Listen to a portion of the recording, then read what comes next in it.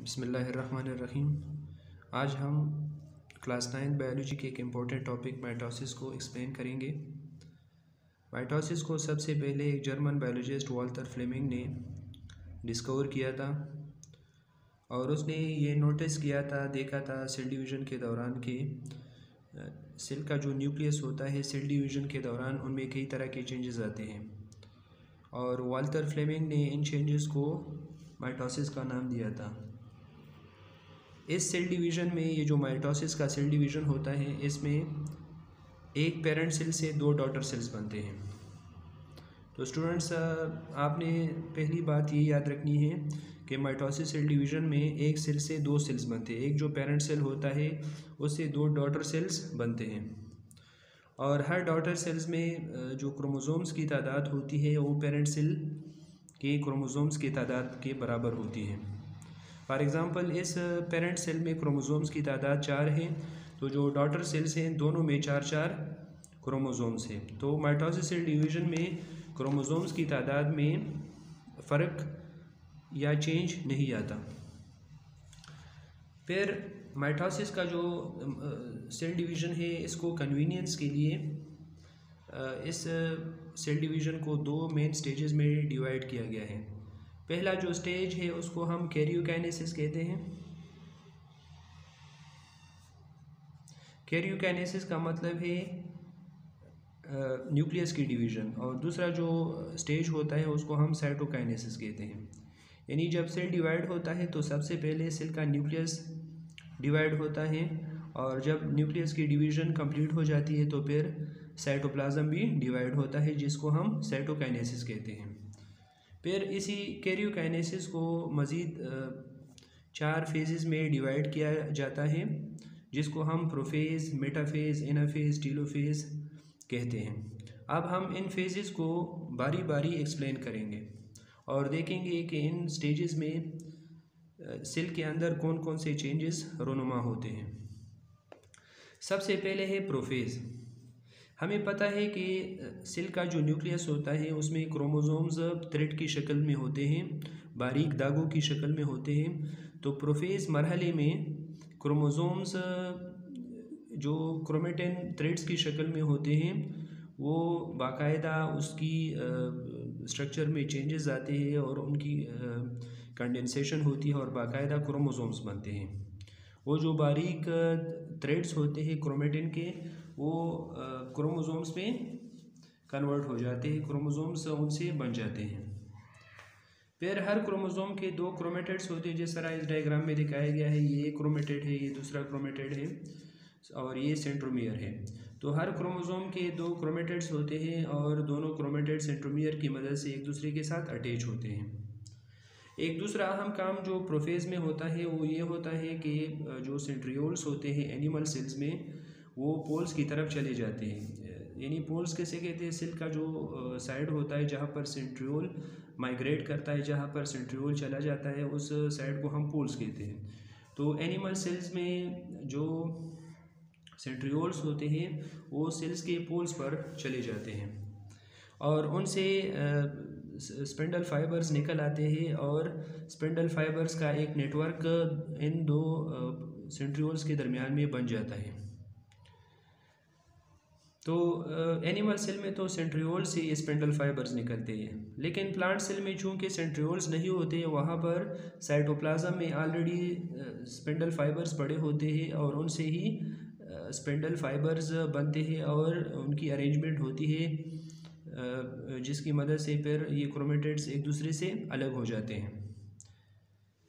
फिर ये इसके अलावा ये जो प्रोफेज़ होता है इसमें न्यूक्लियस के अंदर जो एक छोटा सा न्यूक्लियस होता है जिसको हम न्यूक्लियोलस कहते हैं, वो न्यूक्लियोलस भी डिसअपियर हो जाता है, ये भी गायब हो जाता है। ये काम भी प्रोफेज़ के अंदर होता है और ये जो क्रोमोसोम्स के गिर्द पर्दा होता है जिसे हम न्यूक्लियर मेम्ब्रेन कहते हैं, ये भी डिसअपियर हो जाता है, ये भी ख़त्म हो जाता है। तो ये सारे काम प्रोफेज़ के अंदर होते हैं। फिर ये जब ये सारे काम सेल के अंदर हो जाते हैं तो उसके बाद सेल के अंदर एक दूसरा मरहला शुरू हो जाता है जिसको हम मेटाफेज़ कहते हैं। तो मेटाफेज़ में ये होता है कि जो स्पिंडल फाइबर सेंट्रियोल से निकल आते हैं वो क्रोमोसोम्स के साथ अटैच हो जाते हैं, और हर क्रोमोसोम्स के साथ 2 स्पिंडल फाइबर्स अटैच हो जाते हैं। सपोज़ ये एक स्पिंडल फाइबर एक सेंट्रियोल से आ जाता है, इस क्रोमोसोम्स के साथ अटैच हो जाता है, और इसका जो दूसरा स्पिंडल फाइबर होता है ये दूसरे सेंट्रियोल से आ जाता है और इसके साथ अटैच हो जाता है। इस तरह इन क्रोमोसोम्स के साथ भी इनके क्रोमेटिड्स अटैच हो जाते हैं, और इस तरह ये क्रोमोसोम सारे सेल का जो इक्वेटर होता है, सेंटर होता है, एक वो अपने आप को अरेंज कर लेते हैं, एक तरतीब बना लेते हैं, और इस तरतीब को हम मेटाफेस प्लेट कहते हैं। तो मेटाफेस प्लेट मेटाफेस के अंदर बनता है। जब मेटाफेस प्लेट बनता है तो इसके बाद एक और मरहला शुरू हो जाता है जिसको हम एनाफेस कहते हैं। एनाफेस में ये होता है कि ये जो सेंट्रियोल्स होते हैं ये अपने अपने पोल्स की तरफ कंट्रैक्ट होते हैं।